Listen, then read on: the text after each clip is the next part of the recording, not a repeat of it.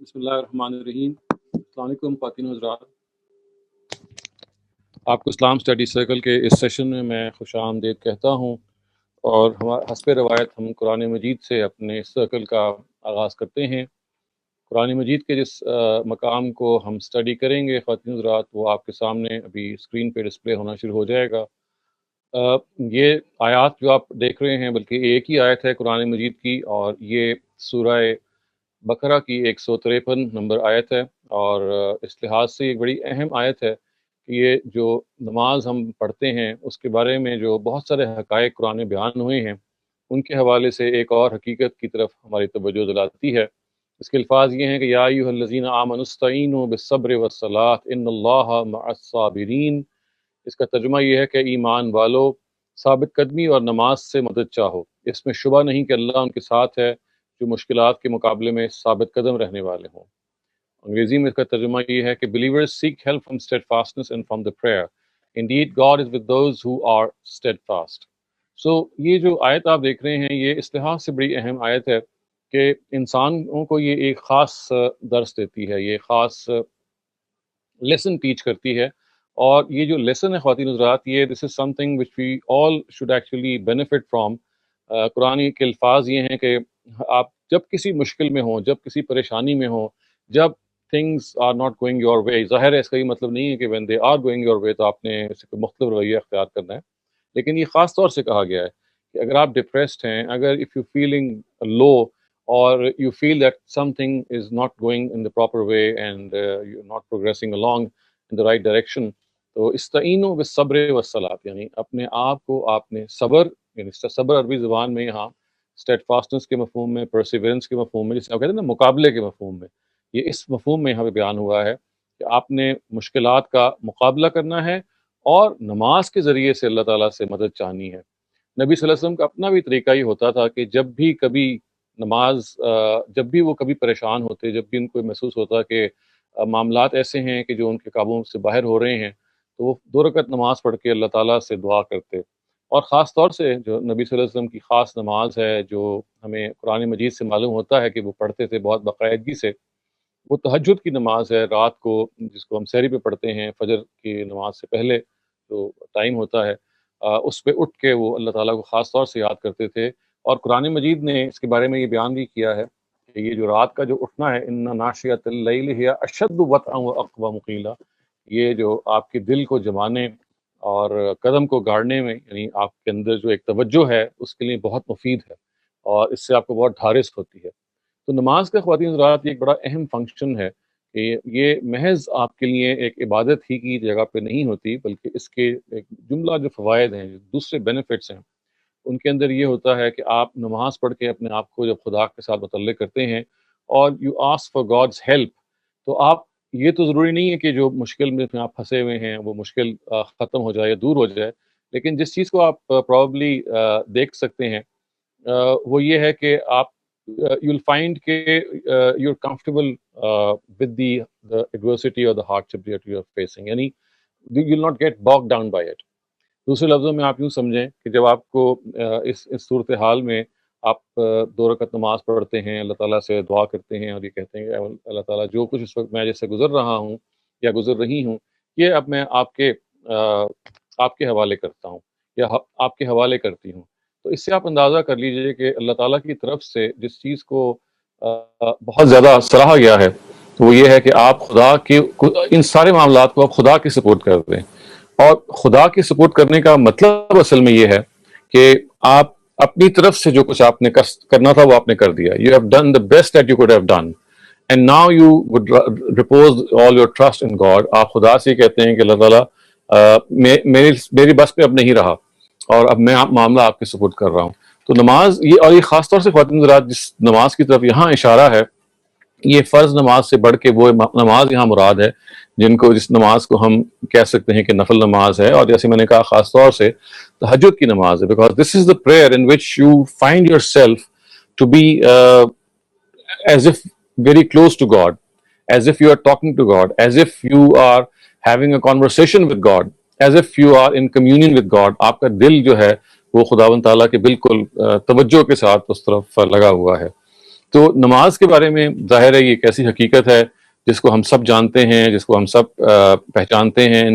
اس کے بارے میں ہمیں یہ معلوم ہے کہ اللہ تعالیٰ کے ہاں جو نماز کی جو ایک خاص حیثیت ہے بہت سارے اور پہلوؤں کے ساتھ ساتھ، اس میں وہ انسان کو ڈھارس دیتی ہے، انسان کو تسلی دیتی ہے.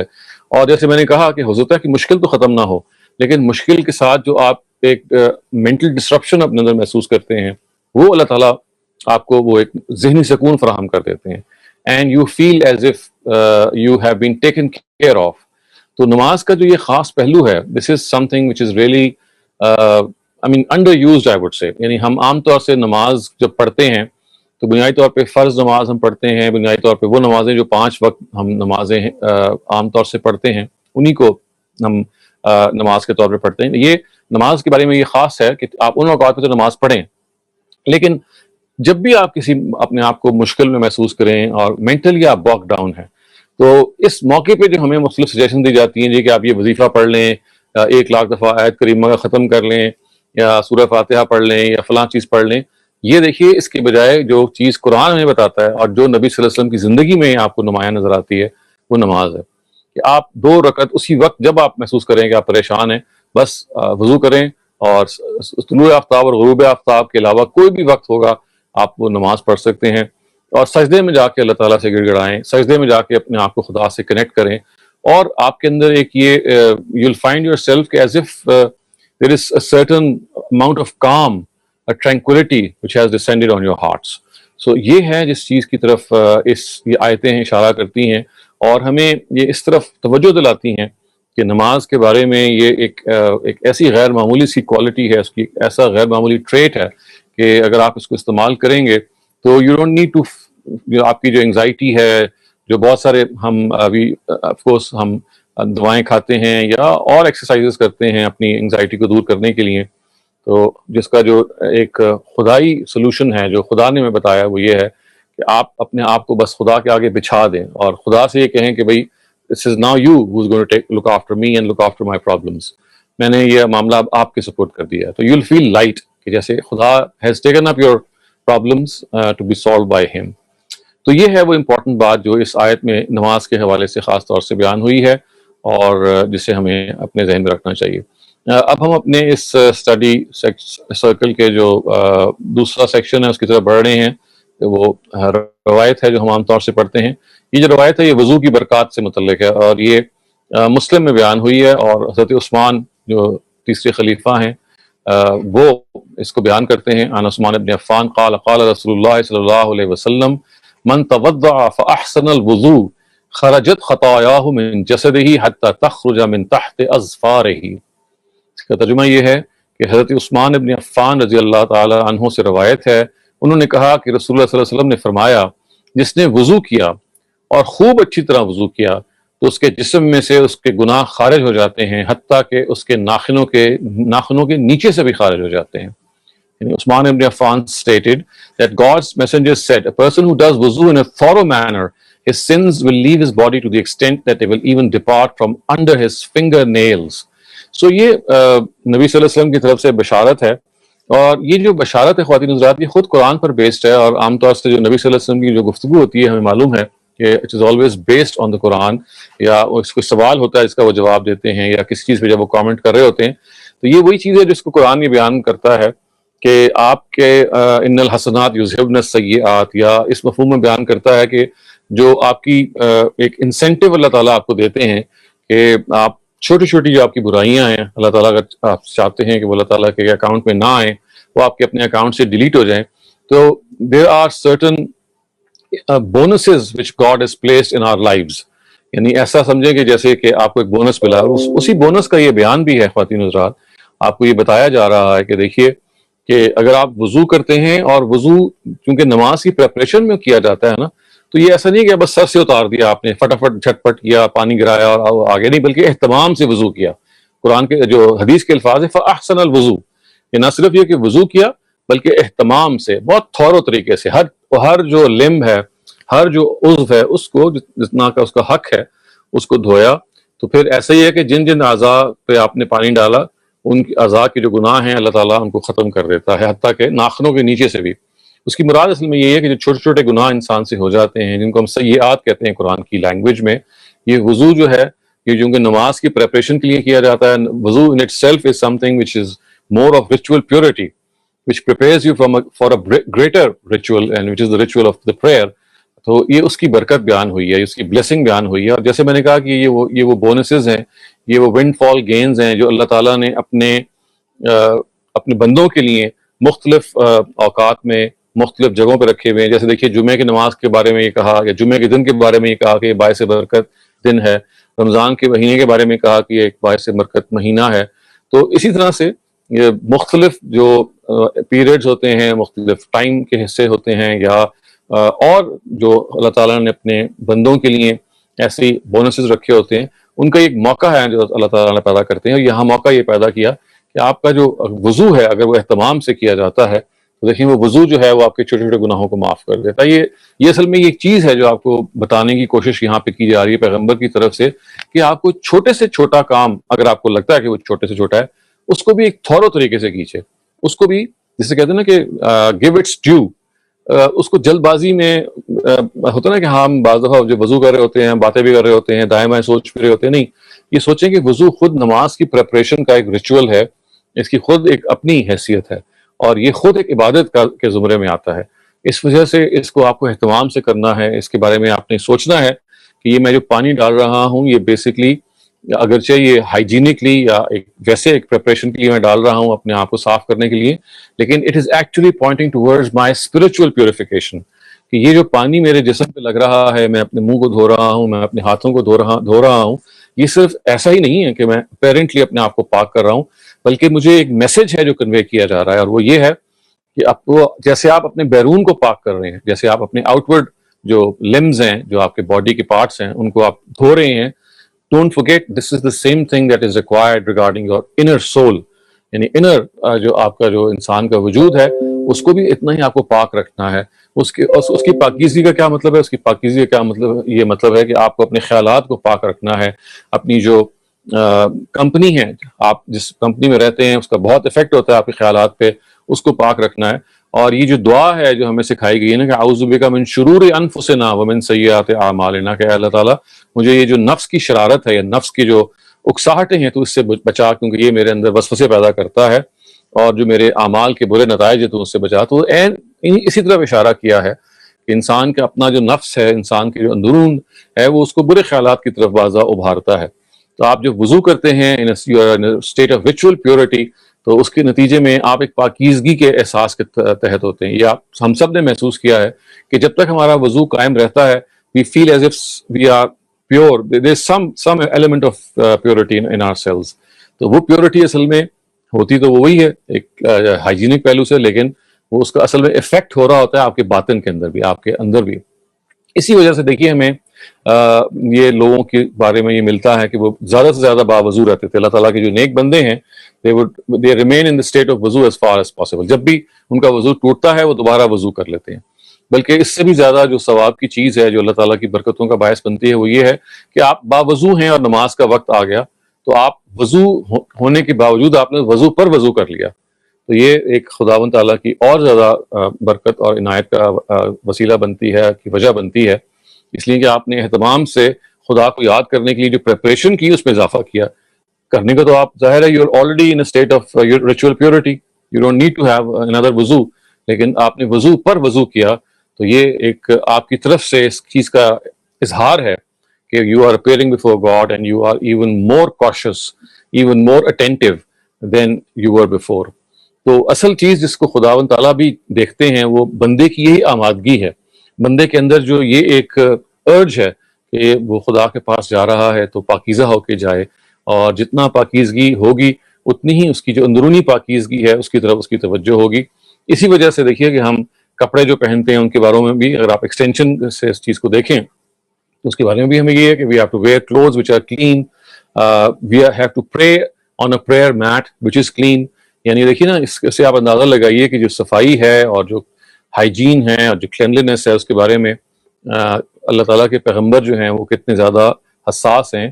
اور ہمیں یہ معلوم ہے کہ اپنے وضو کے حوالے سے، اپنی صفائی کے حوالے سے نبی صلی اللہ علیہ وسلم کے ہاں بہت زیادہ شدت پائی جاتی تھی، بہت اہتمام پایا جاتا تھا، اور صحابہ ان کو دیکھ کے they would marvel at his cleanliness، کہ he would be spick and span، اور وضو کی جو کیفیت میں ان کو جو ایک ظاہر ہے کہ قلبی طہارت حاصل ہوتی ہے وہ عیاں ہوتی تھی، وہ نظر آتی تھی، اور اسی چیز کو ظاہر ہے انہوں نے سیکھا بھی اور آگے بھی ٹرانسمٹ کیا۔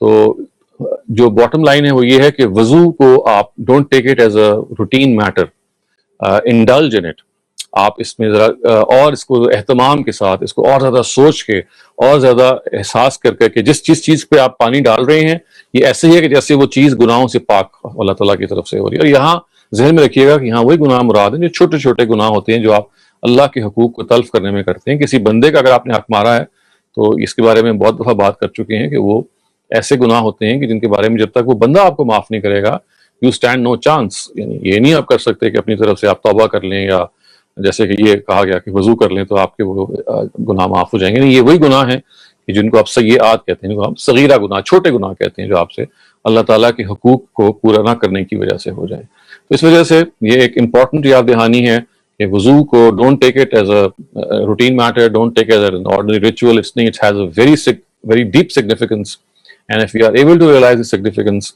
it's bound to affect our inner self as well. تو اب خواتین حضرات آئیے ہم اپنے اسٹڈی سرکل کے تیسرے سیگمنٹ کی طرف بڑھتے ہیں، جس میں ہم بائبل کے کچھ حصے کا مطالعہ کرتے ہیں، کتاب مقدس کا۔ یہ جو حصہ ہم اب اس وقت پڑھ رہے ہیں یہ متی کی انجیل سے ہے، گاسپل آف میتھیو، اور اس کا عنوان جیسا کہ آپ نے دیکھا وہ یہ چنا گیا ہے کہ ہمیں دوسروں کا خیال رکھنا ہے۔ یہ دیکھیے حضرت مسیح کے الفاظ آپ دیکھ رہے ہیں یہ بڑے سخت ہیں، لیکن ظاہر ہے جن لوگوں کو یہ مخاطب کر کے گئے ہوئے ہیں ان کو بھی جھنجھوڑنے کے لیے کہے گئے ہیں کہ آپ لوگ کس دنیا میں چلے گئے ہیں۔ تو دیکھیے انہوں نے کیا کہا کہ اے سانپ کے بچوں، تم جو برے ہو کسی طرح اچھی باتیں کر سکتے ہو، کیونکہ جس چیز سے دل لبریز ہوتا ہے وہ چھلک کر زبان پر آ جاتی ہے۔ اچھا شخص اپنے دل کے اچھے خزانے سے اچھی چیزیں نکالتا ہے، جبکہ برا شخص اپنے برے خزانے سے بری چیزیں۔ میں تم کو بتاتا ہوں کہ قیامت کے دن لوگوں کو بے پرواہی سے کی گئی ہر بات کا حساب دینا پڑے گا۔ تمہاری اپنی باتوں کی بنا پر تم کو راست یا ناراست ٹھہرایا جائے گا۔ تو اس کا ترجمہ یہ ہے کہ you offspring of snakes, how are you being able to say good things? Because out of the heart store come the words of the mouth. The good man out of his good store gives good things, and the evil man out of his evil store gives evil things. And I say to you that in the day when they are judged, men will have to give an account of every foolish word they have said. For by your words will your righteousness be seen, and by your words you will be judged. تو یہ جو ایک important بات، ایک important پیغام ہے جو ہمیں اس میں دیا جا رہا ہے کہ اصل چیز جس کو خداوند تعالیٰ نے واقعی آپ کو مسئول ٹھہرانا ہے وہ زبان میں جو کچھ آپ کے زبان پہ آ جاتا ہے، جس سے اٹ کین میک اور بریک، یعنی زبان سے کہیں بھی جو بات ہے وہ بعض دفعہ دوسرے کا دل توڑ سکتی ہے، زبان سے کہیں بھی بات بعض دفعہ لوگوں کو قریب کر سکتی ہے۔ تو یہ دیکھیے جو بات کہی جا رہی ہے وہ یہ ہے کہ اس دن کو یاد رکھو کہ when people will be judged، لیکن حضرت مسیح کیا کہتے ہیں کہ میں تم کو بتاتا ہوں کہ قیامت کے دن لوگوں کو بے پرواہی سے کی گئی ہر بات کا حساب دینا پڑے گا۔ آپ نے جو کیئرلیسلی بات کوئی کر دی ہے، آپ نے ایسی بات کر دی ہے which has absolutely shattered someone else's world، تو خداوند تعالیٰ یہ کہتے ہیں، ظاہر اپنے پیغمبر کے ذریعے سے ہم یہ بات کہلواتے ہیں کہ پھر آپ کو you will be held accountable for that۔ اور یہ کہا گیا کہ by your words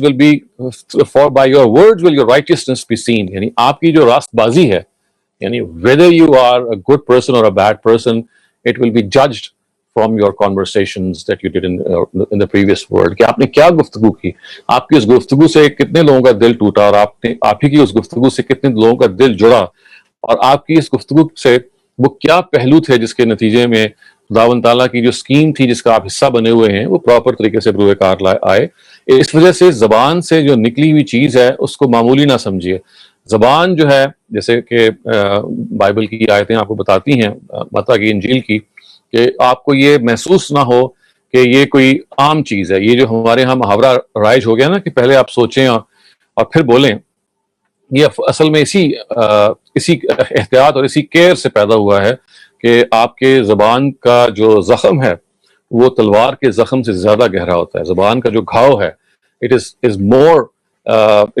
more injurious، یعنی اس سے زیادہ بڑا زخم لگتا ہے کہ آپ تلوار کا زخم جس سے لگاتے ہیں، وہ تلوار کا جو زخم ہے وہ مندمل ہو جاتا ہے، وہ کیور ہو جاتا ہے، لیکن زبان کا زخم جو ہے وہ انسان پر برقرار رہتا ہے، وہ اس کے بارے میں سوچتا ہے۔ سو یہ حضرت مسیح کا زمانہ وہ تھا، خواتین حضرات، آپ میں سے اکثر لوگ جانتے ہوں گے کہ رومیوں کے ہاں جو ایک اخلاقی انحطاط پیدا ہو گیا تھا، مورل ڈیگریڈیشن پیدا ہو گئی ہوئی تھی، اس میں وہ جو بڑی بڑی برائیاں تھیں وہ بہت کھلے عام کرتے تھے، لیکن اس کا خیال رکھتے تھے کہ جی ہمارے ہاتھ دھو کے کھانا کھانا ہے، اور یہ جو چھوٹے ورچوز ہیں ان کے بارے میں دے وڈ بی ویری فنیکی، لیکن بڑی بڑی جو وائسز ہیں، جو بڑے بڑے گناہ ہیں، وہ کھلے عام کرتے تھے اور کوئی پرواہ نہیں ہوتی تھی۔ تو حضرت مسیح نے بڑے سخت طریقے سے ان کو خطاب کیا ہے، اور قرآن مجید نے بھی بتایا کہ لعن الذین کفروا، یعنی ان کفار پہ لعنت کی گئی ہے، بنی اسرائیل کو خاص طور سے کہا گیا، اور کس کے ذریعے سے؟ اللہ لسان داؤد و عیسیٰ ابن مریم، یعنی حضرت داؤد کی زبان سے اور حضرت عیسیٰ کی زبان سے ان کو بہت سخت کہا گیا ہے۔ اس کی وجہ یہ ہے خواتین حضرات کہ یہ وہ لوگ تھے کہ جنہوں نے 2000 سال تک تقریباً ان کے ہاں پیغمبر جو تھے وہ پے در پے آتے رہے، ایک کے بعد دوسرا پیغمبر آتا رہا، حتیٰ کہ یہ ایک زمانہ بہت لمبا ان پہ وہ گزرا ہے کہ کوئی زمانہ پیغمبر سے خالی نہیں ہوتا تھا، یعنی آنے والا جو پیغمبر ہے وہ، یعنی جب آتا تھا تو جانے والے پیغمبر جو تھا وہ اس کو بیپٹائز کرتا تھا، اس کو بپتسمہ دیتا تھا، گویا کہ وہ خدا کا تقرر تھا ایک لحاظ سے کہ وہ کر کے ان کے پاس آتے تھے اور پے در پے آتے تھے، اور ان کو جھنجھوڑتے تھے اور ان کو بار بار بتاتے تھے کہ آپ کو ایک خاص مقصد کے لیے اللہ تعالیٰ نے منتخب کیا ہے، آپ کو اس دنیا کی رہنمائی کے لیے منتخب کیا ہے، تو آپ نے you must not go slack, آپ کو must not show slackness in this responsibility.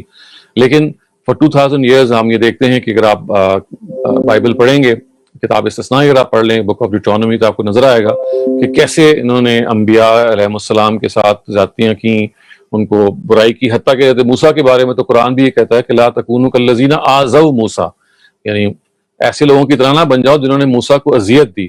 تو حضرت موسیٰ کو جو اذیت دینے کے جو مختلف پہلو ہیں وہ ہمیں بنی اسرائیل کی تاریخ میں معلوم ہے۔ تو یہ وہ پس منظر ہے جس پس منظر میں حضرت مسیح جو ہیں وہ بنی اسرائیل کو یہ مخاطب کر کے کہہ رہے ہیں کہ دیکھو جو تمہاری زبان ہے وہ کتنی اہم ہے، تم اس زبان کے بارے میں یہ سمجھتے ہو کہ یہ ایک عام سی بات ہے اور وہ آپ اس سے چھوٹ جائیں گے، نہیں، by your words shall your righteousness be judged، یہ الفاظ ان کے ہیں کم و بیش، کہ آپ کی جو راست بازی ہے، آپ کتنے نیک ہیں، وہ آپ کے الفاظ فیصلہ کریں گے۔ وہ الفاظ کے اندر اگر وہ سختی موجود ہے، ان الفاظ کے اندر اگر درستی موجود ہے، ان الفاظ کے اندر اگر دوسرے کی حد تک موجود ہے، تو خدا تعالیٰ کو وہ بات ہرگز پسند نہیں آئے گی، جس سے اصل میں یہ دیکھیے کہ ایک مزید ہمیں بات معلوم ہوتی ہے کہ انسان کی جو شخصیت ہے وہ بنیادی طور پہ وہ اس کی زبان سے جھلکتی ہے، وہ اس کے جو مینرزمز ہیں، اس کا جو اخلاق ہے، اس کا جو کردار ہے، it is basically reflected to what he speaks. تو ایک ریفائنڈ آدمی کون ہوتا ہے، ایک شستہ آدمی کون ہوتا ہے، کہ جو اپنی زبان کو کنٹرول کرتا ہے، جس زبان کے بارے میں اس کو یہ معلوم ہے کہ وہ تول کے سوچ کے اپنی بات کو بڑھاتا ہے، کہ ایسا نہ ہو کہ میں لفظ کو ایسا اختیار کر لوں جو پرسیو کو اور طرح سے ہو جائے، وہ اتنا محتاط ہوتا ہے اپنی زبان میں۔ سو زبان کی جو احتیاط ہے، زبان کے بارے میں محتاط ہونا، یہ اتنا ضروری ہے خواتین حضرات کہ یہ بعض دفعہ انسان کے جو قریب سے قریب دوست ہیں وہ آپ کی غلط انداز سے کی ہوئی گفتگو سے آپ کی جو بہت پرانی دوستی ہے اٹ کین جسٹ وینش، ختم ہو سکتی ہے، اس لیے کہ آپ نے یہ اندازہ نہیں کیا، اس کا احساس نہیں کیا کہ دوسرے شخص کے ساتھ جو ایک لمبا تعلق تھا اس کے لحاظ سے جو چوائس آف ورڈز ہے وہ آپ کی کتنی سخت ہے۔ بہت سارے جو ہمارے زندگی کے اندر مسائل پیدا ہوتے ہیں میاں اور بیوی کے درمیان، بہنوں اور بھائیوں کے درمیان، اولاد اور والدین کے درمیان، وہ رانگ چوائس آف ورڈز سے پیدا ہوتے ہیں، یعنی رانگ چوائس آف ورڈز، یعنی اس موقع پہ آپ کو ایسی بات کر دیتے ہیں الٹی سیدھی جو آپ you never mean that thing, لیکن آپ نے بس کر دی۔ اور دوسرے کی غلطی یہ ہے کہ بجائے سے کوئی دیکھے کہ بس غصے میں کی گئی بات ہے، وہ اس کو لٹرلی انٹرپریٹ کر کے کہتے ہیں کہ بھائی ٹھیک ہے انہوں نے مجھے کہہ دیا، حالانکہ نہ کہنے والے کا وہ مطلب ہوتا ہے اٹ ڈزنٹ مین دیٹ، اور نہ جو سننے والا ہے اس کو یہ سمجھنا چاہیے کہ جو کہہ رہا ہے وہ واقعی صحیح کہہ رہا ہے، کیونکہ وہ تو اپنے آپے میں ہی نہیں ہے، وہ تو بس ایک چیز کو کہہ گیا۔ تو غصے کی بات کو جو کہتا ہے اس کو کر لینی چاہیے، اور کوئی اگر وہ بات سن لے تو اس کو پھر غصے والی بات کو انٹرپریٹ اس مفہوم میں نہیں کرنا چاہیے کہ جو غصے کے الفاظ ہیں آپ اس کو بے نہیں سمجھ لیں، نہیں، اس کو آپ کو اگنور کرنا چاہیے۔ لیکن یہ تو وہ آداب ہیں جو ظاہر ہے ہمیں سیکھنے اور سکھانے ہیں۔ اصل بات تو یہ ہے کہ یہ چیز ہی آپ کی زبان سے کیوں نکلے، اس کی نوبت ہی کیوں آئے کہ لوگوں کو یہ احساس ہو کہ اچھا یہ مجھے ان کی بات کو اگنور کرنا ہے، یہ اپنے آپے میں نہیں ہے، اس وقت اس کی نوبت نہیں آنی چاہیے۔ تو یہ وہ ایک میں اس کو کہتا ہوں کہ یہ اتنا بڑا سیلف ڈسپلن کا یعنی آخری درجے کا جو اگر آپ چاہتے ہیں نا کہ آپ کے اندر سیلف ڈسپلن پیدا ہو تو وہ یہاں سے پیدا ہوتا ہے کہ آپ اپنی زبان کو کتنا کنٹرول کر سکتے ہیں. Every single word that is to come out of your mouth, اس کے بارے میں آپ یہ کچھ تھوڑی سی اگر آپ ایکسرسائز کر لیں گے نا اس پہ, تو پھر یہ آپ کو زیادہ محنت کرنے کی ضرورت نہیں. صرف شروع کے زمانے میں آپ کو یہ سیلف کنٹرول اپنے پہ کرنا پڑے گا کہ میں صرف اس وقت بولوں کہ جب میرا جو سائلنس ہے اس کی ضرورت نہیں ہے. Now my words are stronger than my silence, اور وہ بات کروں, وہ چن کے الفاظ میں بیان کروں کہ جو میرے مطلب کو بہتر سے بہتر کنوے کریں گے. تو چوائس آف ورڈز پیشنس سے کریٹ ہوتے ہیں. آپ جب ہیسٹی ہوتے ہیں, جب آپ جلد باز ہوتے ہیں, تو you just don't have the right choice of words. جو علم غلم دماغ میں آتا ہے اس کو آپ بول دیتے ہیں. تو یہ اہم ترین چیز ہے کہ آپ کی چوائس آف ورڈز جو ہے, تو الفاظ کا جو انتخاب ہے وہ برمحل ہونا چاہیے, وہ برموقع ہونا چاہیے. اور اگر آپ یقین کیجئے کہ الفاظ کا انتخاب برموقع اور برمحل ہو تو اس کی اتنی تاثیر ہوتی ہے, اس کا اتنا امپیکٹ ہوتا ہے کہ سننے والا جو ہے اس میں بالکل جھوم جاتا ہے. جیسے ہم شعر سنتے ہیں تو جھوم جاتے ہیں, جیسے ہم اچھی بات سنتے ہیں تو جھوم جاتے ہیں. تو اگر آپ کی بات میں مٹھاس ہے, آپ کی بات جو ہے وہ شیریں ہے, آپ کی بات کے اندر اگر ایک سنسیرٹی ہے, تو ہو نہیں سکتا کہ وہ اپنا امپیکٹ پیدا نہ کر سکے.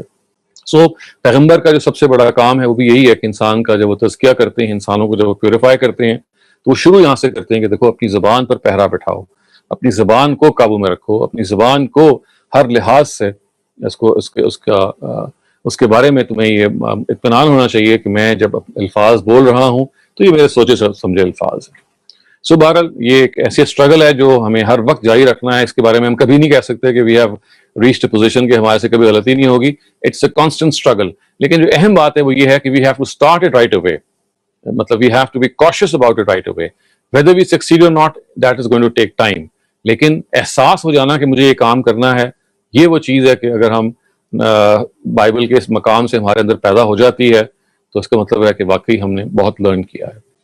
خواتین حضرات, اب ہم اپنے اس اسٹڈی سرکل کے جو چوتھا سیگمنٹ ہے اس کی طرف آگے بڑھتے ہیں. یہ چوتھے سیگمنٹ میں عام طور سے ہم کسی موضوع کو ڈسکس کرتے ہیں. آج کا جو موضوع ہے اس لحاظ سے بڑا امپورٹنٹ ہے کہ ہم سب اس سے روزانہ گزرتے ہیں, اور وہ ہے تنقید. اور اپنے پہ نہیں بلکہ دوسروں پہ تنقید, کیونکہ ہم بہت فراخ دل ہیں تنقید کے بارے میں. تو اس وجہ سے جو چیز ہم آج ڈسکس کرنا چاہتے ہیں اور جس سے ہم ایک دوسرے سے مدد لینا چاہتے ہیں وہ یہ ہے کہ تنقید تو بالکل ٹھیک ہے, ٹھیک ہے, انسان کو تنقید کرنی چاہیے. ظاہر ہے یہاں تنقید سے مراد ہے کنسٹرکٹیو کرٹیسزم, یا جو ایک بامقصد تنقید ہوتی ہے, لیکن اس کے بھی کچھ اصول ہوتے ہیں, اس کے بھی کوئی رولز ہوتے ہیں. تو کیا کرٹیسزم کے, کیا تنقید کے کوئی اصول ہیں؟ تو وہ اگر اصول ہیں تو وہ کیا ہیں جن کو ہمیں ملحوظ رکھنا چاہیے, کیونکہ اگر ہم وہ ملحوظ رکھیں گے تو پھر اس تنقید کا کوئی فائدہ بھی ہوگا, ورنہ وہ تنقید جو ہے وہ تنقید برائے تنقید شمار ہو کے وہ واپس ہماری کھاتے میں آ جائے گی. جس مقصد کے لیے کی جا رہی ہے it will be actually counterproductive, وہ اس سے الٹ نتیجہ نکلنے کا باعث بن سکتی ہے. So over to you Maryam, آپ please see if we have any participants who can tell us or advise us in this matter. Thank you so much, Dr. Salim. Our first participant is Shaban Ansari. Please go ahead. السلام علیکم. جی وعلیکم السلام. دیکھو جیسے ابھی Bible میں آپ نے پڑھا اور اس میں بتایا آپ نے کہ ہر لاپرواہی سے کی ہوئی بات جو ہے اس کا حساب لیا جائے گا. تو جو یہ ٹاپک ہے وہ بھی بالکل اسی طرح ریلیٹڈ ہے کہ ہمیں جو کچھ کرنا ہے وہ زبان کی کھیتی ہی آخرت میں ہم لوگوں کو کاٹتی.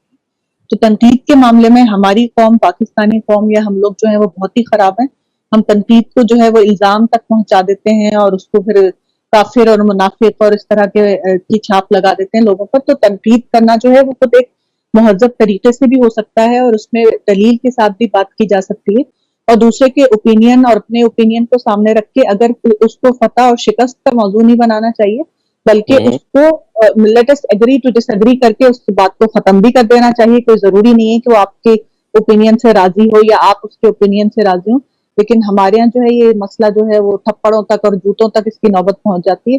تو بس اللہ تعالیٰ ہمیں اس معاملے میں عقل دے اور سمجھ دے. میں تو اس کو یہی کہتی ہوں کہ let us agree to disagree والی بات سے معاملہ ختم کرنا چاہیے.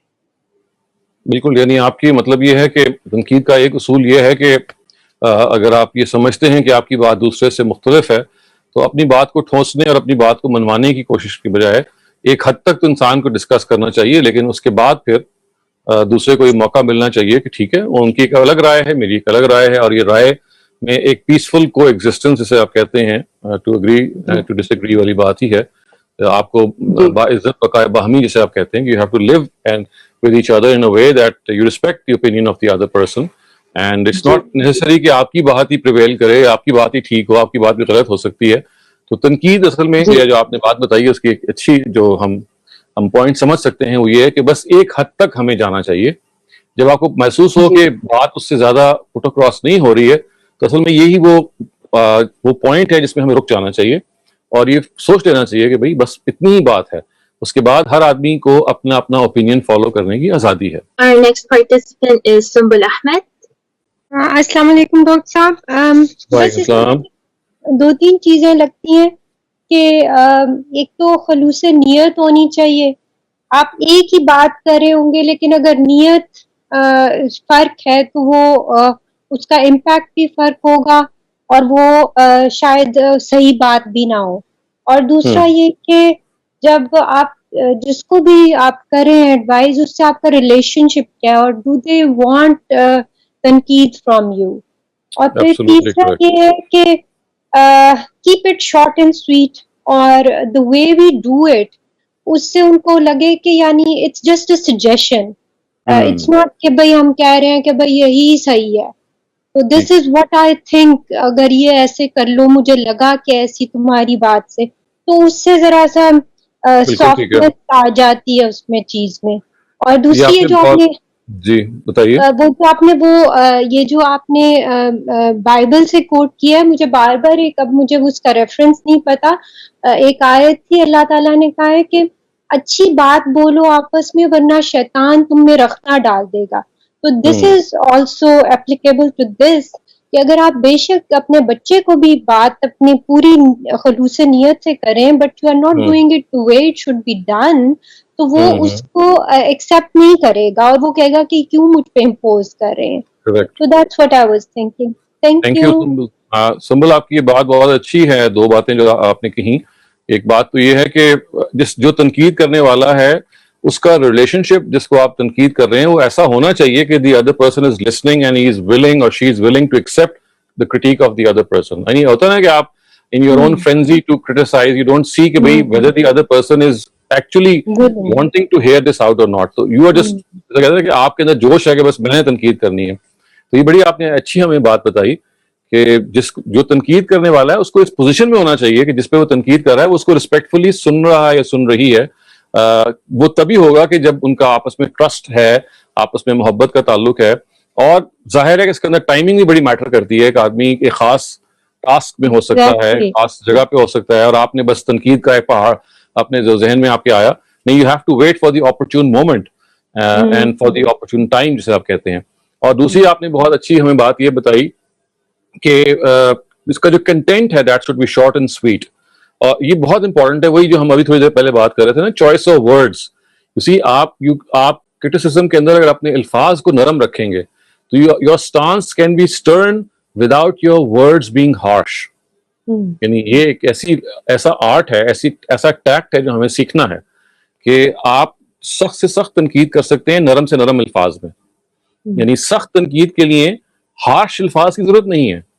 سخت تنقید کے لیے نرم الفاظ استعمال کیے جا سکتے. سختی جو ہے وہ الفاظ میں نہیں ہوتی, سختی ہمیشہ استدلال میں ہونی چاہیے. یعنی آپ جب تنقید کر رہے ہیں تو آپ کا جو کرٹیک ہے وہ اتنا اسٹرانگ ہو, اس کی ریزننگ اتنی اسٹرانگ ہو, بڑی اچھے اور میٹھے الفاظ میں وہ ہو, لیکن وہ اتنی ویل آرگیوڈ ہے کہ you have made a case out of it, جس میں آپ کی جو سنسیرٹی ہے وہ جھلک رہی ہے. تو جب آپ کا جس کو آپ کرٹیسائز کر رہے ہیں جب وہ یہ محسوس کرے گا, تو میں ذرا یہ بتانے کی کوشش کر رہا تھا کہ جو تنقید ہے وہ اپنی نیچر میں اگر وہ اپنے الفاظ کا جو انتخاب آپ نے کیا ہے, the choice of words that you have made and the time that you have selected for your criticism, if it is right, it can really work wonders and it can actually be very very productive. So Sumbul, آپ نے یہ بہت اچھا مشورہ دیا, thank you very much. Our next participant is Imran Babar. Please go ahead. شکریہ مریم. السلام علیکم ڈاکٹر صاحب. وعلیکم السلام جی. ڈاکٹر صاحب جو کہا گیا اس میں صرف یہ اضافہ کروں گا کہ تنقید کرتے ہوئے آپ کو یہ مد نظر ضرور رکھنا چاہیے کہ آپ what is your desired out کم, اور آپ کوئی ایسی بات نہ کریں جو اس کے کانٹریری ہو. جو آپ اچیو کرنا چاہتے ہیں اس کے کانٹریری نہ ہو وہ بات. تو آپ کو اپنا الفاظ اور موقع محل سب چیزیں اسی طرح سے چوز کرنی چاہیے کہ آپ اپنا ڈیزائرڈ آؤٹ کم اچیو کر سکیں. دوسری بات یہ کہ جب آدمی سوچ آپ کی تنقید سے آپ کی بات سے جب وہ سوچنے کے مقام پہ آ جائے تو وہاں پہ آپ کو بات ختم کرنی چاہیے, اس کو لنگر آن نہیں کرنا چاہیے, بیکاز میرے خیال میں صرف یہی اس کا پرپز ہے کہ آدمی کم از کم اس پہ سوچنے کے لیے راضی ہو جائے, منوانے کی کوشش نہیں کرنی چاہیے. بالکل, یہ بہت اچھی بات ہے, کیونکہ ظاہر ہے کہ اس کا مطلب ہے کہ آپ یہ put across what you had in mind. آپ دوسرے آدمی کو دیکھیے, آپ نے جب تنقید کی ہے تو you have to give the person the time to think and reevaluate. تو یہ ایک قیمتی بات ہے کہ آپ اپنی بات کو بس پہنچا کے if you think the reasoning has been put across then that is the time to just leave the discussion, let the other person think. کیونکہ ایک اور بھی تو پہلو ہے نا, اور وہ یہ ہے جس کو ہمیں ماننا چاہیے کہ ہو سکتا ہے کہ ہماری تنقید ہی غلط ہو. کسی ایک چیز کو ہم ٹیکن فار گرانٹیڈ لے لیتے ہیں کہ شاید ہم تنقید ٹھیک کر رہے ہیں, تو کبھی ایک لمحے کے لیے ہمیں یہ بھی سوچنا چاہیے کہ تنقید کر کے جب ہم خاموش ہو جاتے ہیں اور دوسرا شخص فرض کیجئے کہ آپ کے لحاظ سے آپ کی تنقید کو نہیں مانتا, تو دیر از آلویز اے چانس کہ آپ کی تنقید اتنی ویلڈ نہ ہو. تو ہمیشہ اس ہمبل جگہ پہ بھی ہمیں کھڑے رہنا چاہیے کہ شاید ہماری تنقید میں غلطی ہو, شاید ہمارے الفاظ میں غلطی ہو, شاید ہمارا استدلال ٹھیک نہ ہو. تو تنقید کرنے والے کو یہ ذہن میں رکھنا چاہیے کہ it's not always the fact that he or she thinks کہ because he or she is criticizing someone تو وہ لازماً ایک صحیح کرٹیسزم ہوگا, ضروری نہیں ہے کہ وہ ٹھیک ہو. تو یہ ہیومن ایرر کا جو ایلیمنٹ ہے یہ کرٹک کو ذہن میں رکھنا چاہیے, جو کرٹکس بھول جاتے ہیں اصل میں. Imran K. Ahmed, please go ahead. جی السلام علیکم. in the spirit of participating, Dr. thought is آپ پہلے جو کہہ رہے تھے نماز کے بارے میں and وضو کے بارے میں, if you concentrate to the وضو, if you lose it, you're very very conscious, you might feel unclean. اسی طرح اگر آپ constantly ذکر کریں, for example, perhaps it'll be the same state of mind, because risk, if you want to take less risk in what you say, just say less. And it's needed. آپ constantly ذکر کر رہے ہیں, then you'll think twice before saying something inappropriate. I heard something, I don't know if it's correct, but perhaps you could correct me, because some of the Sahaba, maybe like Hazrat Abu Bakr or somebody else, used to do zikr all the time, so much so that they'd put a stone in their mouth perhaps when they went to the washroom, so that they'd keep in that state. I don't know if یہ بات صحیح ہے نہیں, but it kind of connected a bit. Perhaps you can... جی بات تو ذرا اتنی شاید اوتھینٹک نہیں ہے, لیکن اس کے جو پیچھے جو اس کی اسپرٹ ہے وہ تو بڑی صحیح ہے کہ یعنی آپ کو یعنی silence is itself a virtue. To talk more actually اس کا مطلب یہ ہوتا ہے کہ جیسے جس کا امکان ہی ہوتا ہے کہ if you talk more there is a very high chance that you'll talk rubbish. یہ ایسی ہے جیسے قرآن مجید نے ہی کہا ہے نا کہ بہت سارے گمان کرنے سے بچو, اس لیے کہ آپ کو نہیں پتا کہ جب آپ اسپیکولیٹ کریں گے تو کرتے کرتے آپ غلط جگہ پہ پہنچ جائیں گے. تو جیسے اسپیکولیشن کو میں انڈلجنس کو روکا گیا, تو بالکل ایسے ہی ہے کہ جو چیٹر باکس ہے یا جو بہت لوگ ہیں کہ آلویز ٹاکنگ اباؤٹ سمتھنگ اور دی ادر, تو اگر نیڈلیسلی آپ گفتگو کرنا شروع کر دیتے ہیں جیسے ہم میں سے بہت لوگوں کی عادت ہے, تو اس کا مطلب یہ ہوتا ہے کہ پھر at times you lose your control over your conversation. So speak less, speak when it is absolutely appropriate, speak when your speech is stronger than your silence. So this is of course very important. So thank you for that, Imran. Thank you. Alina, would you like to go next? I would like to say that like the previous one said, that we shouldn't be over repetitive in criticism, or the word should be correct, but I always feel that the tone also matters. Yes, absolutely correct. It's not what you say, if the content maybe changes somebody's life if it's harsh, but the harsh tone is very discouraging. If you're learning something for the first time, we shouldn't be told in a harsh tone.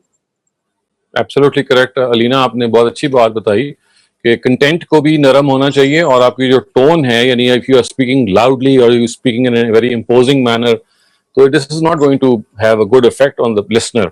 اپنی بات کو دھیمے انداز سے کہیے, اپنی بات کے اندر humility پیدا کیجیے. دوسرے آدمی کی جو کان ہیں ظاہر ہے کہ وہ اگر ان کو کافنی جسے آپ کہتے ہیں نا کہ all sorts of sounds آنی شروع ہو جائیں, اس میں سخت اور گاربلڈ ورڈز ہونے شروع ہو جاتے ہیں جب آپ تیز تیز بول رہے ہوتے ہیں. نہیں, آہستہ بولیں, دھیما بولیں. بولنے کے اندر جو انداز ہے آپ کا وہ اٹریکٹیو ہے, جو کہ دیکھیں نا انسان کے اندر یہ کمزوری ہے کہ پریزنٹیشن ڈز میٹر. تو پریزنٹیشن کی سب سے پہلی چیز کیا ہے, وہ آواز جو آپ کی کان میں پڑنی ہے. یعنی کنٹینٹ تو بعد میں آنا ہے, پہلے آواز آئے گی. Exactly. اگر وہ آواز ہی اتنی سخت ہوگی, وہ اتنی کرخت ہوگی, اتنی ہارش ہوگی, تو ہم سب پٹ آف ہو جاتے ہیں. تو اپنی ٹون کو, اپنے لب و لہجے کو, اس کو عاجزانہ اس کو اس جگہ پہ رکھیں کہ بھئی یہ ایک ایسے آپ بات کرنے جا رہے ہیں جس میں آپ چاہتے ہیں کہ دوسرا تبدیل ہو, دوسرے کے اندر ایک یہ چیز پیدا ہو کہ بھئی I would like to listen to my well wisher. لیکن اگر وہ چیز ہی اتنی سخت طریقے سے آپ بیان کریں گے تو ہو سکتا ہے کنٹینٹ آپ کا ٹھیک ہو, you might be absolutely correct in what you would like to tell, لیکن because of this wrong tone you actually tend to put off the other person. So thank you for that. Our next participant is Sir Faraz Namrat. جی السلام علیکم doctor صاحب, کیسے ہیں آپ؟ خیریت سے ہیں؟ میرے اس میں دو فیڈ بیک ہیں ڈاکٹر صاحب. دیکھیں اس میں کرٹیزم جو ہے ایک پرسنل کرٹیزم ہوتا ہے یا آپ کا ایک پروفیشنل کرٹیزم ہوتا ہے. This is another thing. ایک کرٹیزم ہوتا ہے جو کہ آپ اگر ایز اے دائی, کیونکہ یہ ایک ریلیجیس گروپ ہے اور ہم ایک ریلیجیس کام بھی کر رہے ہوتے ہیں کہ ہم دعوت کا بھی کام پہنچا رہے ہوتے ہیں, تو وہاں پہ بھی کرٹیزم ہوتا ہے. تو وہاں پہ ایک الگ بیہیویئر آپ کو رکھنا پڑے گا.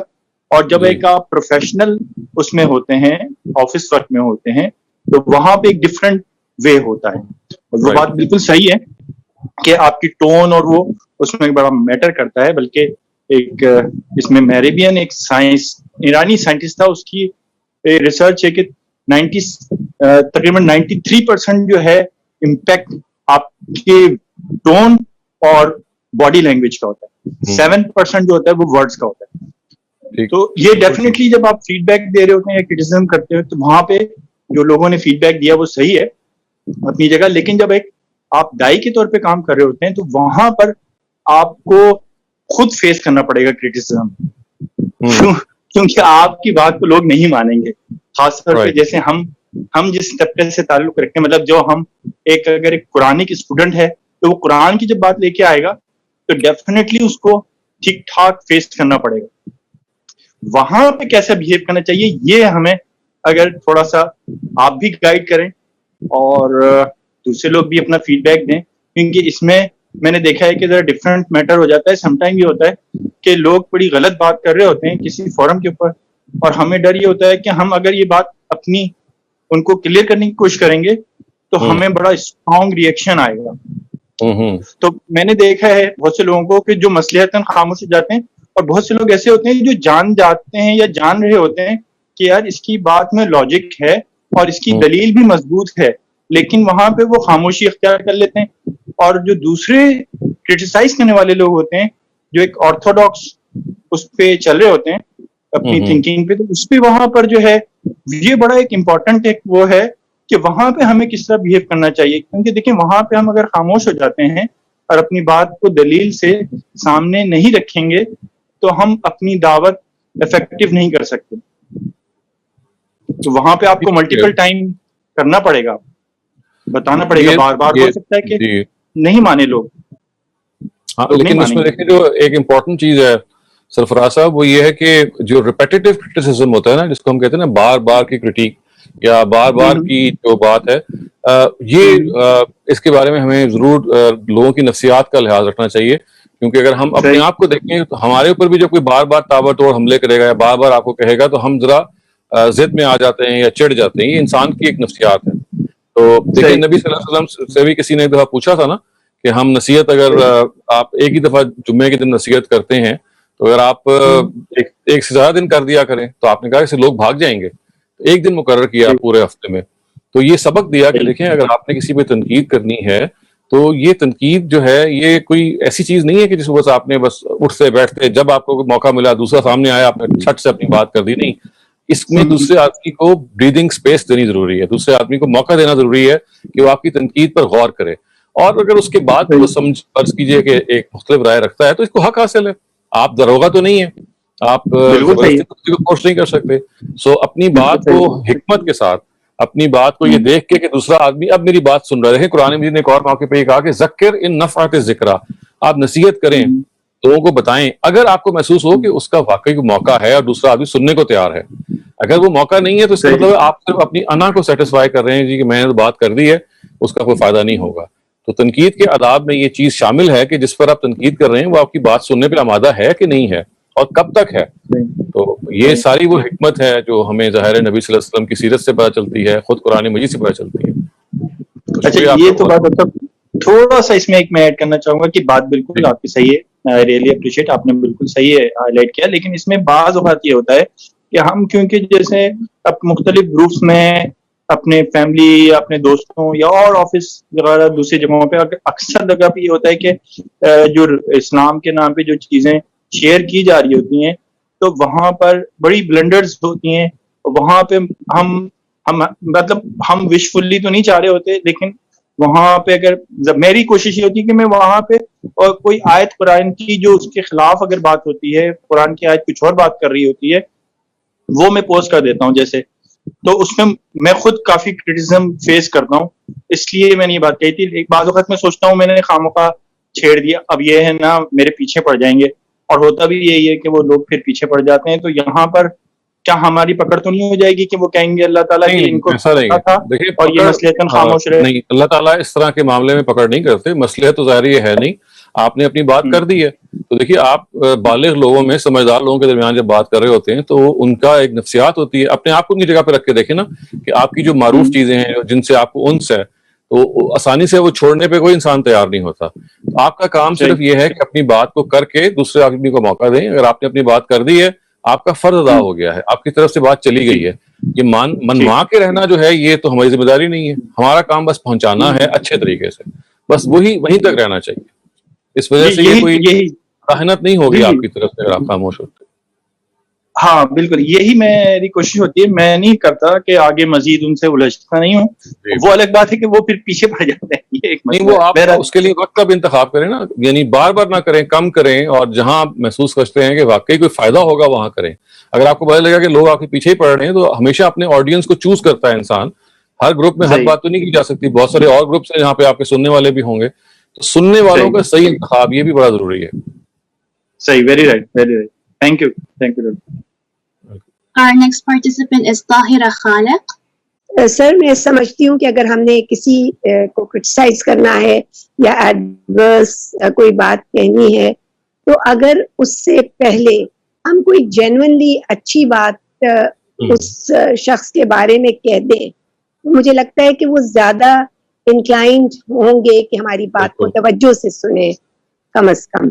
تو ابھی آپ بات کر رہے تھے کہ بات حکمت سے کرنی چاہیے, تو شاید کبھی کبھی سٹل طریقے سے بات کرتے, کبھی ڈائریکٹلی کرنی بھی پڑے تو اس سے پہلے کچھ اچھی بات کریں تو میں سمجھتی ہوں شاید زیادہ فائدہ ہو. بہت آپ نے اچھی بات. اور دوسرا بھی اور ابھی وہ آپ بات تو کر چکے ہیں, بس میں سمجھتی ہوں کہ وہ بات جو آپ کریں بہت ہی امپورٹنٹ ہے کہ آپ بہت کم لوگ ہوتے ہیں جو مانتے ہیں اس وقت اپنی غلطی کو, یا اس وقت یہ بتانا چاہتے ہیں کہ آپ کی بات ان کو ٹھیک لگی ہے.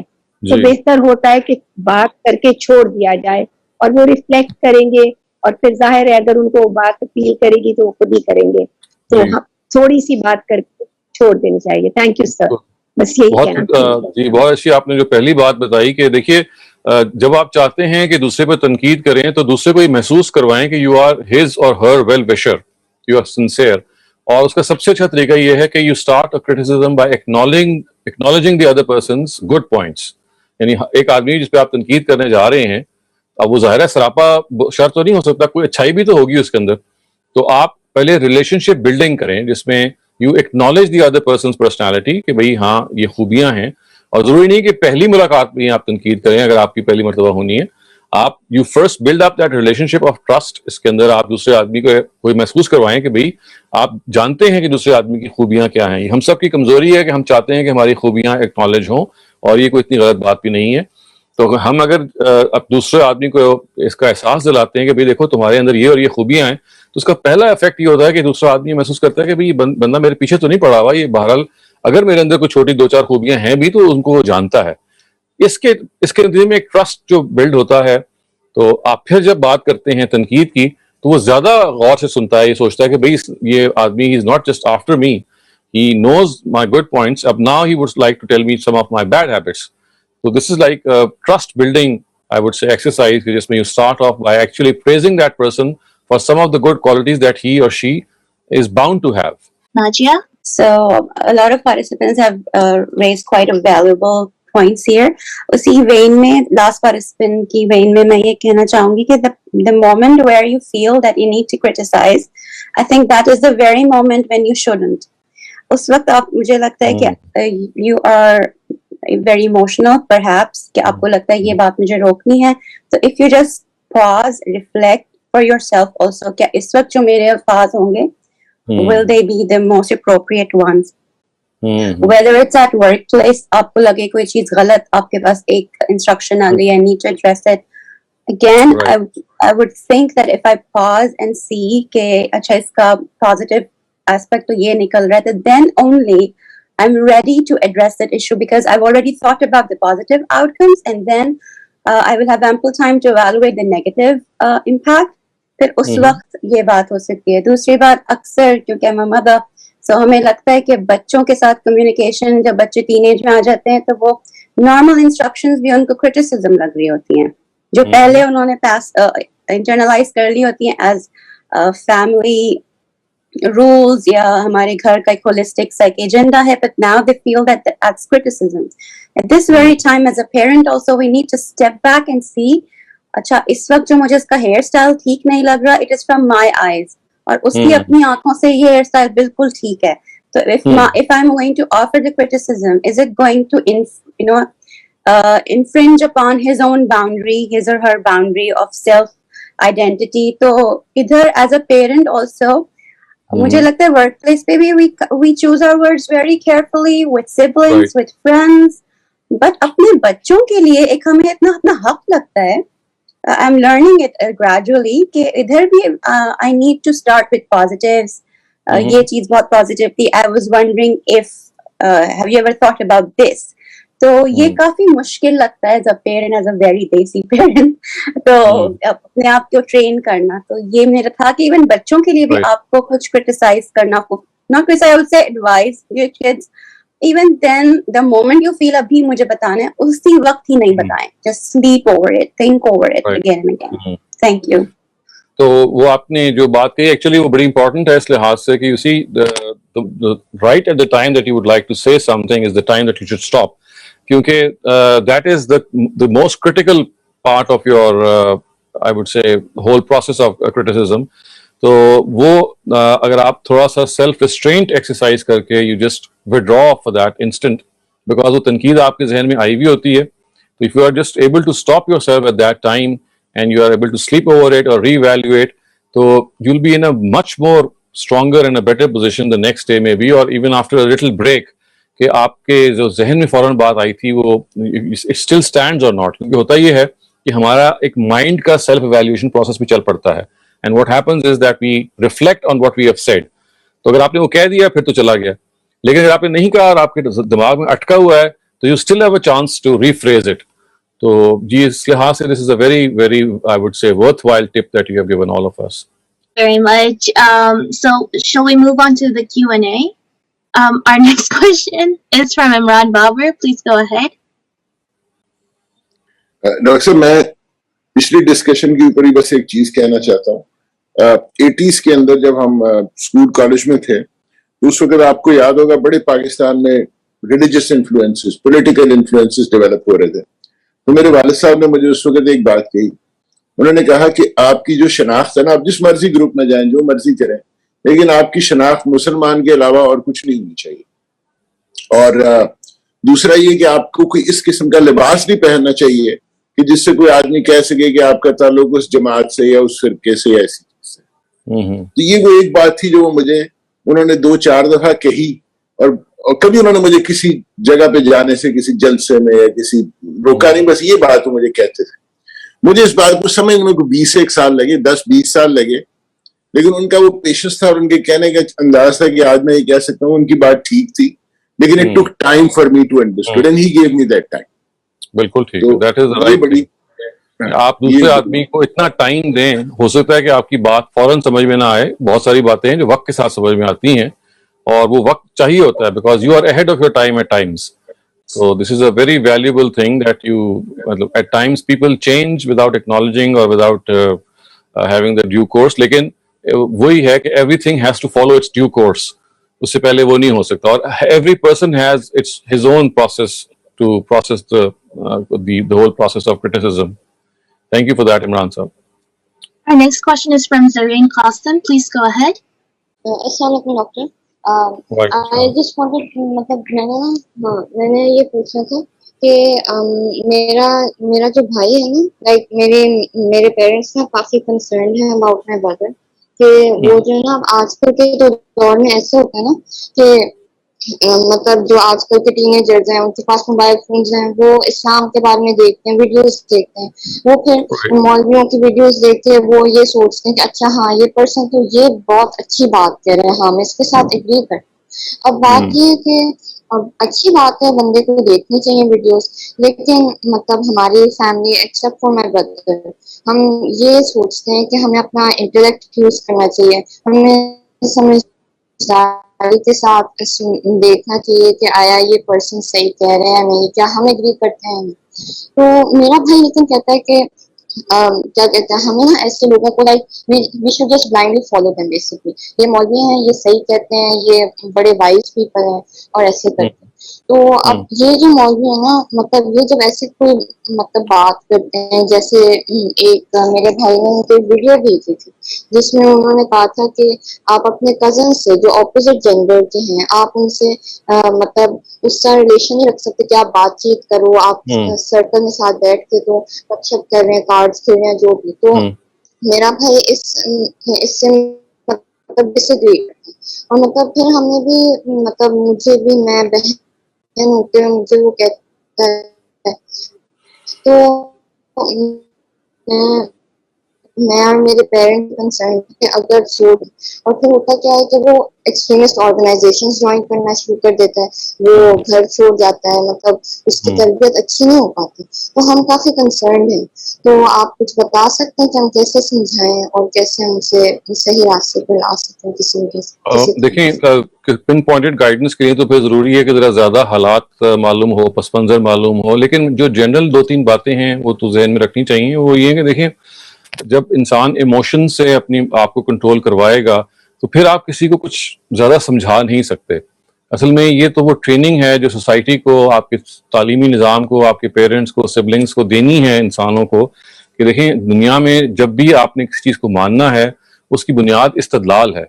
خود قرآن مجید نے دیکھیے بار بار اس کو کہا اور ایسے لوگوں کو ہمیں قرآن مجید کی طرف متوجہ کرنا چاہیے. قرآن مجید بار بار یہ کہتا ہے کہ اپنی عقل استعمال کرو بلکہ ایک موقع پہ وہ یہ کہتا ہے کہ جو لوگ جہنم میں جائیں گے یا جو لوگ غلط لوگ ہوں گے وہ یہ اعتراف کریں گے اور یہ کہیں گے کہ لو کننا نسمع او ناقل ما کننا فی اصحاب السعیر اگر ہم نے عقل سے کام لیا ہوتا غور و فکر کیا ہوتا تو آج ہماری یہ نوبت نہ آئی ہوتی کہ ہم جہنم میں پڑے ہوتے. تو ظاہر ہے وہ لوگ ہیں کہ جو ایکسٹریمسٹ ہوتے ہیں جو استدلال کو نہیں دیکھتے جو یہ دیکھتے ہیں کہ لوگ کیا کہہ رہے ہیں یا مثال کے طور پہ ان کے ہاں جو ان کی ٹریڈیشن ہے جس سے وہ جڑے ہوئے ہوتے ہیں اصل چیز کوئی شخصیت ہوتی ہے. تو قرآن مجید نے تو اس بت کو توڑا ہے. تو ایسے لوگوں کو جو مذہبی ہیں ان کے سامنے قرآن مجید کی وہ آیتیں بار بار پیش کرنی چاہیے جو یہ کہتی ہیں کہ دیکھو جو قریش کا اصل جرم تھا وہ یہی تھا کہ وہ کہتے تھے کہ بھئی ہم نے تو اپنے باپ دادا کو یہی کرتے ہوئے پایا ہے اور یہ جو مذہبی لوگ ہیں وہ یہی کہہ رہے ہیں ان کے یہاں بھی مذہبی لوگ یہی کہتے تھے تو ہم تو ان کی بات مانیں گے. تو اس کے برعکس قرآن مجید نے کہا کہ دیکھیں یہ انسان کے بارے میں یہ کہنا کہ فلاں اگر مذہبی ہے تو وہ لازماً ٹھیک ہوگا یہ کوئی گارنٹی تو نہیں ہے. مذہبی لوگ بھی غلط ہو سکتے ہیں مذہبی لوگ بھی جنونی ہو سکتے ہیں. تو اس وجہ سے ان کو ہمیں ریزنیبلی جو اسے کہتے ہیں نا کہ قرآن مجید سے جو استدلال فراہم کرنا چاہیے لیکن ایز اے سیڈ کہ they are particular specifics as well جو ہر شخصیت کے لحاظ سے ہوتے ہیں. آپ کے بھائی کا آپ نے ذکر کیا تو اب جب تک ان سے زیادہ تعارف نہیں ہوگا اس کے بارے میں یہ اندازہ لگانا مشکل ہے کہ ان کو کہاں وہ پھنسے ہوئے ہیں. لیکن ایز اے سسٹر آپ یہ کر سکتی ہیں to try to find out and engage him to understand yourself کہ ان کی پرسنالٹی یا ان کی جو مینٹل پروکلیوٹی ہے وہ کس طرف ہے. آپ کسی بھی مرض کو یا کسی بھی ایشو کو ایڈریس نہیں کر سکتے unless you know the root cause کہ وہ کہاں سے where that person is coming from actually. تو اس کو اسیس کیجئے پرسنالٹی ٹائپ کو اسیس کیجئے اچھے اسکالرز سے انگیج کیجئے خود قرآن پڑھیے اور بہت ساری وہ چیزیں ہوتی ہیں جو ان کو بھی وقت کے ساتھ سمجھ میں آنی ہوتی ہیں. تو تھوڑا سا پیشنس بھی دکھانی پڑے گی اس لیے کہ اگر وہ ایک پٹری پہ چل پڑے ہیں اور وہ کسی کی بات نہیں سن رہے تو there is not much option that we can do except that باقی ایریاز میں کوئی ان کے ساتھ جیسے کہتے ہیں نا کہ ایک کھچاؤ کا رویہ نہیں ہونا چاہیے. You should have a congenial relationship ایک اچھا ریلیشن شپ ایک ایمیبل ریلیشن شپ ایمیکیبل ریلیشن شپ ہونا چاہیے جس میں there is this trust building which is actually fostered between the two of you. وہ ہوگا تو پھر آپ کوئی بات بھی کر سکیں گے.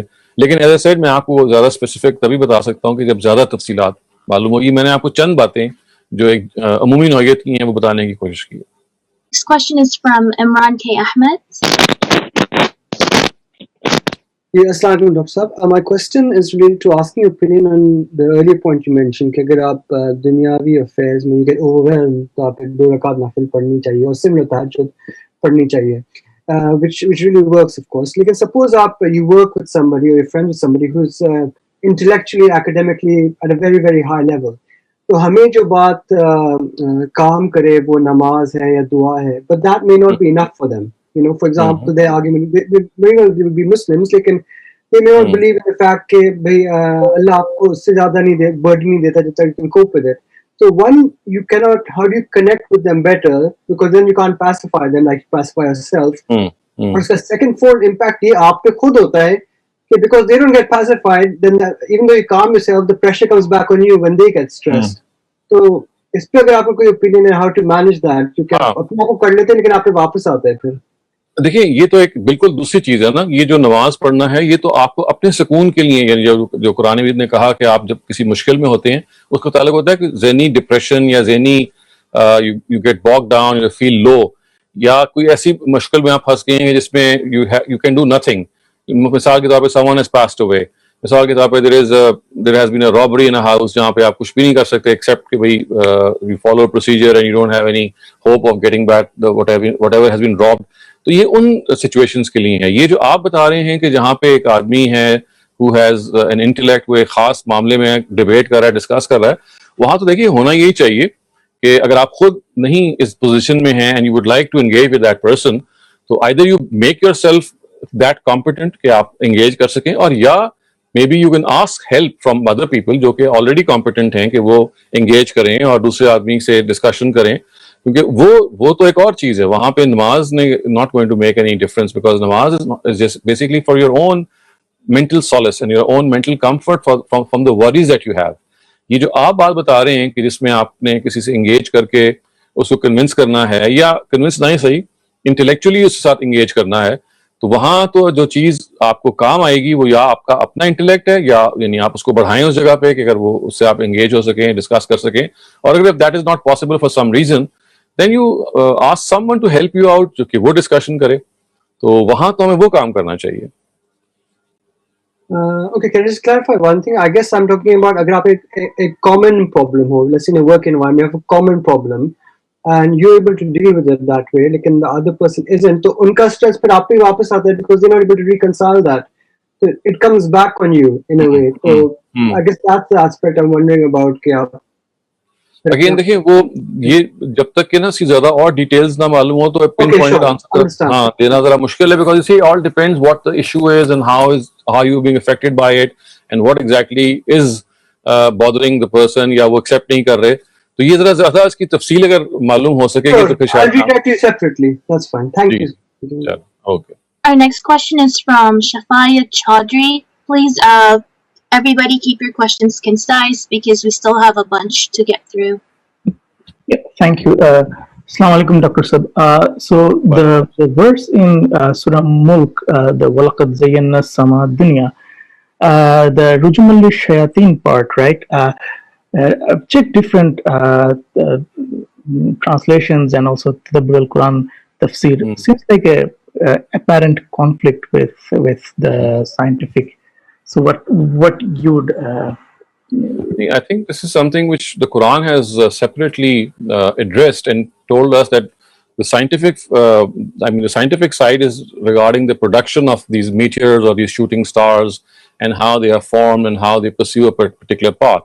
So if you keep that separate, the Quran just adds one more thing to it, and that is that when the Quran was being revealed, whenever these evil spirits or these jinn would try to intrude and interfere in the revelation and would try to catch a part of that revelation, these shooting stars would actually chase them and they would not be able to come near the revelation or the path of revelation through which Gabriel was bringing down the divine revelation from the guarded tablet to Prophet Muhammad's heart. So this is just an added information which the Quran tells us. Science is only telling us how shooting stars or meteorites, they are formed and how they pursue a particular path in the heavens. But the Quran is just telling us that one of the functions of these meteors is that when divine scriptures are being revealed, and these evil spirits and these jinn, they try to interfere in any way so as to infiltrate into the message or the words of that divine revelation, God does not allow to let it happen. And the means through which he does not allow this to happen is that he just have those shooting stars chase those devils and these evil spirits, and they just flee away from that path of revelation. So this is just information which the Quran has given us to tell us that because you see what happened was that the people, they believe that evil spirits bring down the Quran and it is not well guarded, and so the Prophet has concocted it from his own self, or he has his own jinn and his own evil spirits through which he is able to gauge this Quran. So in reply, the Quran tells us that this is a far cry. It doesn't happen. What actually happens is that this divine revelation is totally protected from the incursions of these devils. And if they try to come near it, they are chased away by these shooting stars. So just to clarify, you are saying that it was only for those 23 years and not only for that, not for later periods. That is what the Quran tells us. Thank you, Dr. Sab. Thanks a lot. Our next question is from Sir Faraz Nahmed. Please go ahead. Ji doctor साहब, एक सवाल था कि ये जो सूरे कहफ को पढ़ने के लिए कहते हैं हर जुम्मे को, इसके मुतालिक थोड़ा सा पूछना था, इसकी क्या ऑथेंटिसिटी है, कोई हदीस भी कहते हैं कि मौजूद है? जी मौजूद है, लेकिन मैं ऐसी कोई इसके पीछे जितने भी तफसीलात बयान हुई हैं वो कोई मुतमिन तरीके से बात बयान नहीं हुई कि जुम्मे के दिन सूरह कहफ पढ़ने से फलां जो फ़ायदे होते हैं। उसमें बाज़ रवायात ऐसी हैं जो बिल्कुल ही दुरुस्त नहीं हैं और उन पर तनकीद हो गई है और आप उसको सुन सकते हैं, और बाज़ रवायतें ऐसी हैं जैसे कहा जाता है कि वो दज्जाल के फितने से महफूज रहेंगे या वगैरह वगैरह। तो इन सब की हकीकत जो है अभी हम कोई तफसील से नहीं कह सकते, बिकॉज ये रवायात का वो हिस्सा है कि जो हमारे यहाँ अभी इंस्टीट्यूट में जो हदीस पे काम हो रहा है, जिसमें दज्जाल की आमद या जो आखिरत के साइंस हैं जिनको आप कहते हैं ना आसार क़यामत, अशरात उस्सा कहते हैं, उन पर हम अभी we are still working on them. और अभी तक मैंने जितना इसको पढ़ा है और इसको देखा है, मेरे सामने कोई खातिर खा और तसल्ली बख्श इसकी तौजीह नहीं आई कि क्यों हम पढ़ें सूरह कहफ जुमे के दिन। इसके कोई वीडियो क्लिप या कोई डॉक्टर साहब बता सकते हैं, कोई आर्टिकल या आप अगर ये नाम टाइप कर लेंगे सूरह कहफ का और हमारे इदारे के में से मुख्तलिफ स्कॉलर्स का इदारे का नाम टाइप कर लेंगे तो आपको उसके क्लिप्स आ जाएंगे। Okay, thank you, Doctor. Our next question is from Literature and Pen. Please go ahead. Assalamu alaikum one more time. So I had a few questions, short ones. Right. Reading the Quran, do we need to be in this state of wudu? One question.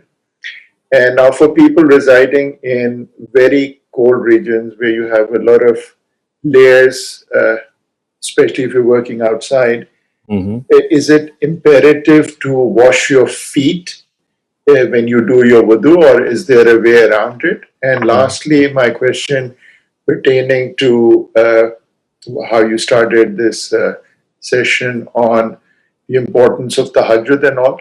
So in cases where, some calamity hits one, or you're going through a very difficult phase and you're praying on, and sometimes literally years pass, and apparently to one it doesn't appear as if the affliction is going away. I mean, what does one do? So these are my three questions, sir. तो पहले सवाल का जवाब तो ये है कि कुरान पढ़ने के लिए वजू शर्त नहीं है, आप बगैर वजू के भी कुरान पढ़ सकते हैं। वजू जो है सिर्फ नमाज के लिए शर्त है। अगर आप कुरान के लिए वजू करते हैं तो ये एक एक्स्ट्रा एडेड चीज़ है, but it is not a requirement. और जहाँ तक सर्दियों में जैसे आपने कहा आप you're out and you're wearing a lot of जो आपका जो अटायर है इट इज़ मल्टी लेयर्ड, तो वहाँ पे भी और इसके अलावा अगर वो ना भी हो तब भी जो छूट हमें दी गई है वो ये है कि अगर आप वजू करके मोज़े पहन लें एक दफ़ा तो फॉर 5 prayers यानी एक दिन की नमाज जो होती है वो दैट सफाइसेस। आपने फिर सब्सिक्वेंटली अगर आप सिर्फ मसा कर लेंगे, you don't need to take your feet out and wash them for 5 यानी for 24 hours, that one wuzu will suffice. اور آپ پھر بقیہ جو دن کی نمازیں ہیں اس پہ آپ موزے پہ مسا کر سکتے ہیں. آپ بقیہ وضو تو کریں گے ہی، لیکن جب پاؤں دھونے کی باری آئے گی تو آپ جو 2-4 جرابیں پہنی ہوئی ہیں اس نکالنے کی پاؤں کو ضرورت نہیں ہے، بس جسٹ وائپ یور ساکس. جو تیسرا آپ کا سوال ہے if I remember correctly کہ بھائی ظاہر ہے کہ جو افلکشنز ہوتی ہیں، کلیمٹیز ہوتی ہیں، time they don't go away in spite of a lot of things that you do.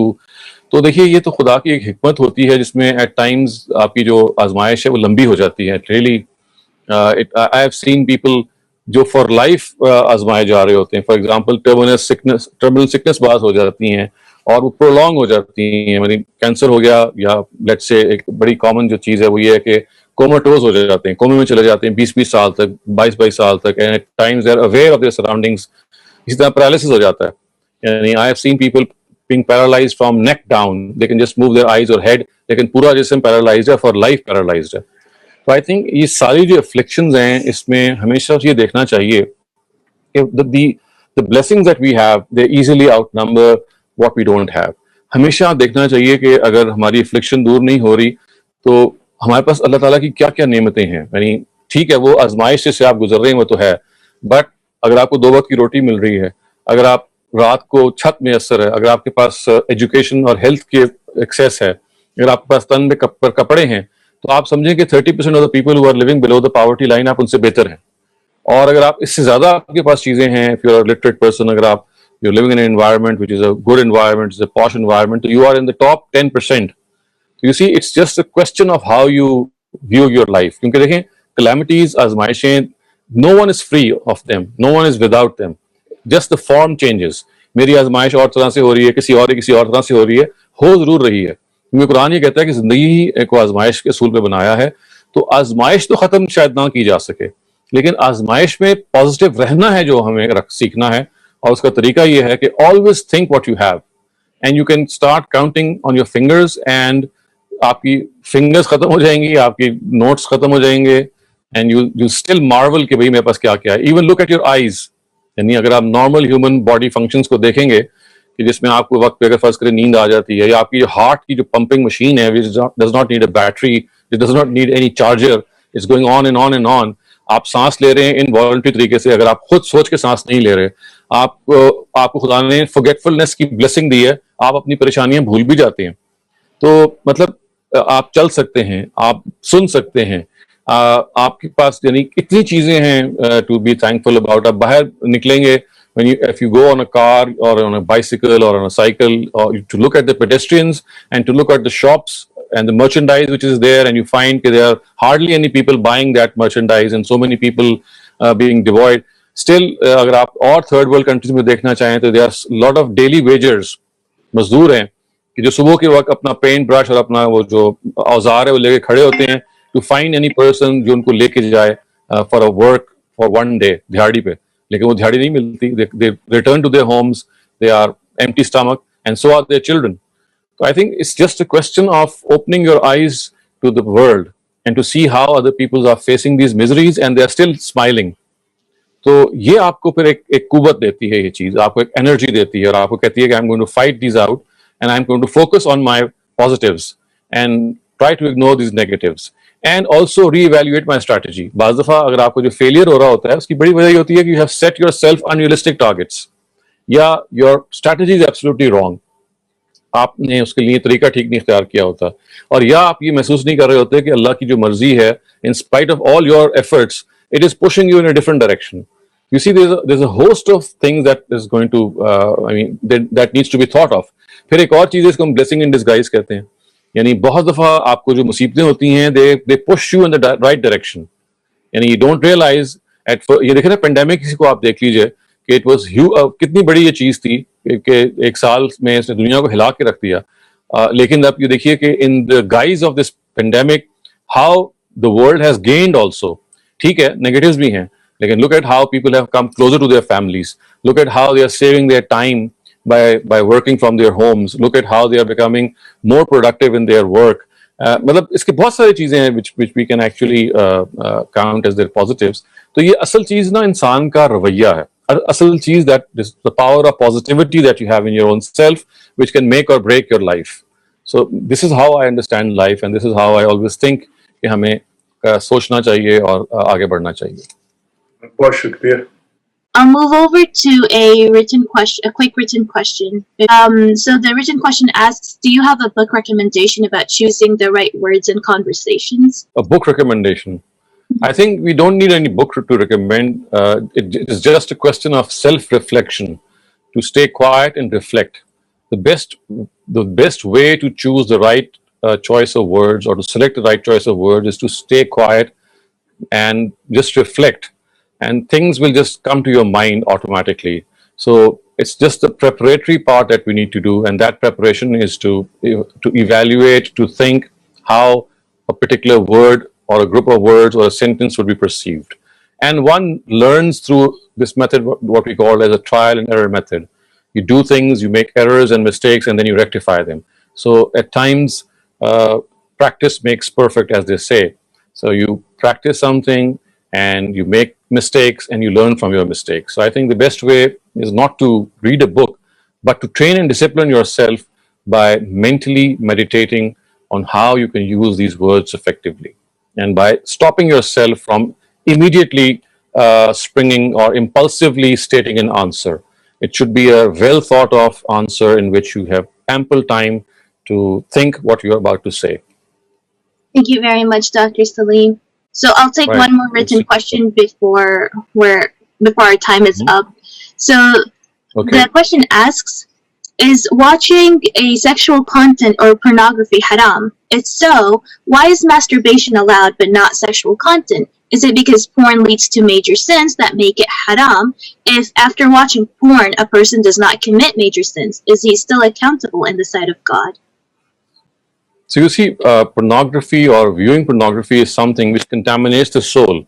God wants us to be souls which are pure from inside, from our own inner point of view. And when we watch these things or we read about these things, our own imagination starts to actually have an effect. And what happens is that it is like an addiction that comes across to you. And once you start doing it, it's difficult to stop. And the major part of your day is spent on these things, and you're not able to concentrate on other things. And besides that, your own inner soul gets contaminated. So that is why pornography is something which we have to abstain from. But masturbation is not always through pornography. I mean, these are your desires which at times build up naturally. It's not always viewing some material that makes you sexually excited. Sexual excitement is something which comes from within as well. And at times it is impossible to appease that. And because of the fact that religious people normally pronounce it to be haram or prohibited, that people have to take all sorts of things. I mean, they do these things, I can assure you, because being in touch with a lot of youngsters, they do these things, they indulge in self-gratification, but they do so with a lot of guilt. So if you tell these youngsters that this is, or even elderly people, that this is something which is allowed, the Quran is not prohibited at all, neither has the Prophet. You have to use your own discretion while self-gratifying yourself, and must not indulge in viewing porn. I think that is how we should approach the whole issue. So normally people link it with pornography because masturbation is basically considered to be a pleasurable activity which is obtained through an external stimulant or an external stimulus, which is often porn. So if this is done away with, what we're talking about is that if you're sexually incited from your own inside, which is of course an instinct which arises in every human being. After all, these nocturnal emissions that take place, they are a result of that.